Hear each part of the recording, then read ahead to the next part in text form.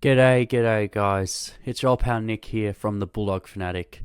Now I've been sick the last week ever since I got back from Round, so that's why there's been no long form video content, but I am back and unfortunately I didn't want to make this video, but I'm making a video just updating you all on the injury toll from Friday night's carnage from the Cats game. I will be reviewing the Cats game in a separate video to discuss more about the game itself, but in this video we are discussing the injuries and the injury toll really and the implications on that, and that's the injuries to Sam Darcy, Tom Liberatore, James O'Donnell and Rory Lobb.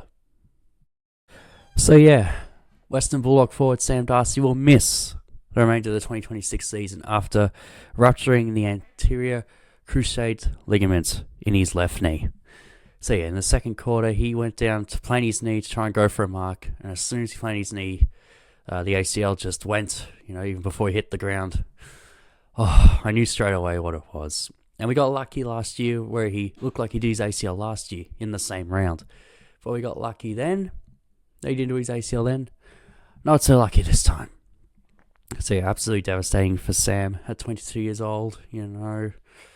A sad irony about this is his dad literally did it in the same pocket, in the same round at Cardinia Park in 2005, albeit Luke was a lot older in his career while what Sam is now, but still just a very, very sad irony there, and yeah, just absolute devastating, for him and for his family and for us fans and the club. Just, yeah. So upsetting. Just a bad night made it 100 times worse with that ACL injury. So he's out for the remainder of the year. We're gonna have to move on without him, which sucks. But hopefully a speedy recovery for your Darcy, and hopefully come back better and stronger in 2027. As for Tom Liberatore, well, he sustained a concussion. He suffered a concussion during the second quarter and will be assessed with the AFL within the AFL concussion protocols. So yeah, he is out for the Sydney game at least. Beyond that, I don't know how he got the concussion. He got a knee to the head while he was diving for the ball. Paddy Dangerfield's knee collided with the side of his head, and that's how he got concussed, unfortunately. He hasn't had a concussion for about 2 years, liver. And this is his fourth or fifth concussion in the space of 4 or 5 years. So, yeah. David King did say on the Fox Free Show First Crack that he should probably retire.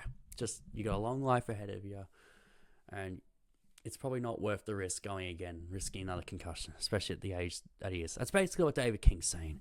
So I don't know what's going to happen with liver. I don't know how serious this concussion is. By the sounds of it, I don't think it's super serious. So hopefully it's just your normal 12-day protocol, and hopefully he's back for the next game after the Sydney game, which is the Freo game.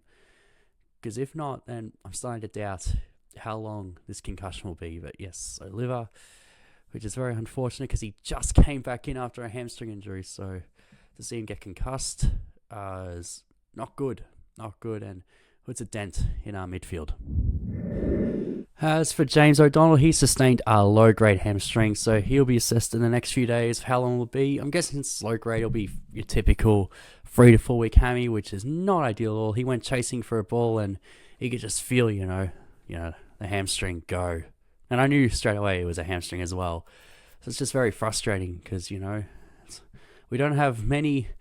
Our depth in the key defender stocks isn't great, and losing one of them is not ideal. So we won't have James O'Donnell for the next 3 to 4 weeks.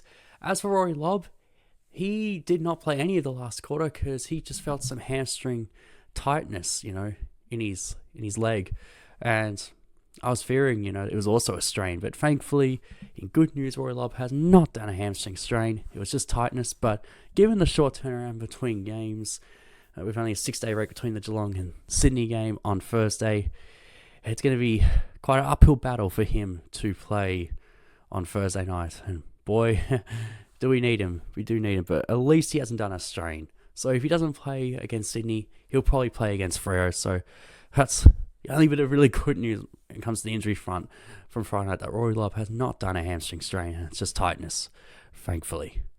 But yeah, guys, that's the end of this very quick video. I just wanted to update you on the injuries from Friday night. What a terrible night it was. And one of the worst nights as a Dogs fan in recent times. I'll go more into the actual game review in the next video, but